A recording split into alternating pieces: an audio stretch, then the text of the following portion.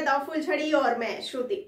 रूस और यूक्रेन के बीच तनाव चरम पर है। इस बीच रूस के राष्ट्रपति व्लादिमीर पुतिन ने राष्ट्र को संबोधित किया। राष्ट्र को संबोधित करते हुए रूसी राष्ट्रपति व्लादिमीर पुतिन ने जो ऐलान किया है उससे दोनों देशों के बीच तनाव बढ़ सकता है। जी हाँ, पुतिन ने ऐलान किया है कि रूस पूर्वी यूक्रेन के दो अलग अलग क्षेत्रों की स्वतंत्रता को मान्यता देगा।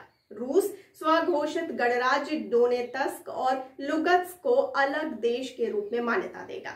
आपको बता दें कि रूस के राष्ट्रपति ने डोनेत्स्क पीपुल्स रिपब्लिक और लुगत्स्क पीपुल रिपब्लिक की मान्यता से संबंधित कार्यकारी आदेश पर हस्ताक्षर भी कर दिए हैं। रूसी राष्ट्रपति ने डीपीआर के प्रमुख डेनिस पुशिलीन और एलपीआर के प्रमुख लियोनिद पासचनिक के साथ संधि पर भी हस्ताक्षर किए हैं। रूस और डीपीआर एलपीआर के बीच ये संधि मैत्री, सहयोग और पारस्परिक सहायता को लेकर के है। और आइए अब आपको ये भी बताते चलें कि आखिर क्या है ये रूस यूक्रेन विवाद। आपको जानकारी के लिए याद दिला दें कि तनाव का मुख्य कारण यूक्रेन का अमेरिकी नेतृत्व वाले सैन्य संगठन नाटो से करीबी संबंध है। यूक्रेन की कोशिश है कि उसे नाटो में शामिल कर लिया जाए। वहीं रूस को यह मंजूर नहीं कि यूक्रेन नाटो का सदस्य बन जाए और इस संगठन की सेनाएं उसकी सीमा के करीब पहुंच जाए। रूस इसे अपने लिए खतरे के रूप में देखता है। यूक्रेन को नाटो का सदस्य बनने से रोकने के लिए रूस ने यूक्रेन की सीमा के पास 1 लाख से अधिक सैनिकों को तैनात किया है। इसके साथ ही उसने बेलारूस और ब्लैक सी में भी सैनिकों का जमावड़ा बढ़ा दिया है। रूस ने अमेरिका से इस बात की गारंटी की मांग भी की थी कि यूक्रेन को नाटो का सदस्य नहीं बनाया जाएगा। अमेरिका ने ऐसी कोई गारंटी देने से इनकार कर दिया था। आपको ये भी बताते चलें कि अलग देश के ऐलान के बाद लोगों के मन में सवाल है कि आखिर किस तरह से अलग देश बनाया जाता है।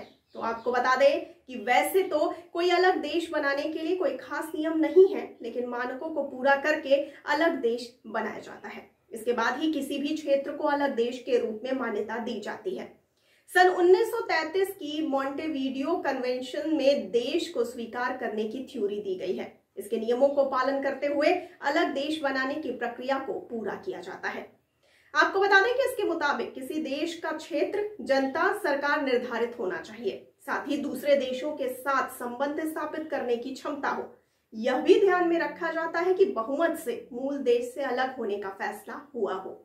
इसके अलावा वहां होने वाला जनमत संग्रह भी इसमें अहम भागीदारी निभाता है। एक बड़ा वर्ग एक निर्धारित इलाका खुद को देश से अलग घोषित कर सकता है।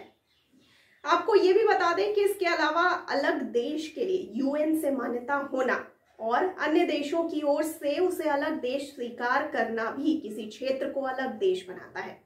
आपको जानकारी के लिए बता दें कि यूक्रेन के मामले में सोवियत संघ के भी कई अधिकार हैं, जिसमें ये कहा गया है कि सोवियत संघ के हर राज्य को अलग देश बनने का अधिकार है। और आइए अब जानते हैं कि अन्य देशों की कैसी होती है अहम भूमिका। आपको बता दें कि सिर्फ खुद के ऐलान करने से ही कोई क्षेत्र अलग देश नहीं बन जाता है।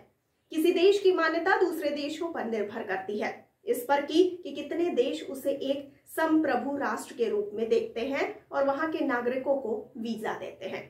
इसके अलावा यूएन से मान्यता मिलना भी काफी अहम है। अब अगर यूएन किसी देश को मान्यता दे देता है तो उसे काफी हद तक अलग देश मान लिया जाता है। यूएन वहां की जनता के अधिकारों और उनकी इच्छा सीमा के आधार पर अलग देश का फैसला लेता है।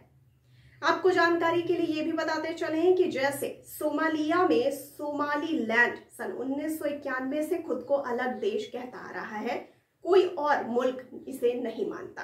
सर्बिया के कोसोवो ने भी सन 2008 में खुद को स्वतंत्र घोषित कर दिया था। कुछ देश इस मान्यता को मानते भी हैं। ऐसे में अन्य देशों की ओर से अलग देश मानना आवश्यक है। और आइए अब जानते हैं यूएन क्या करता है।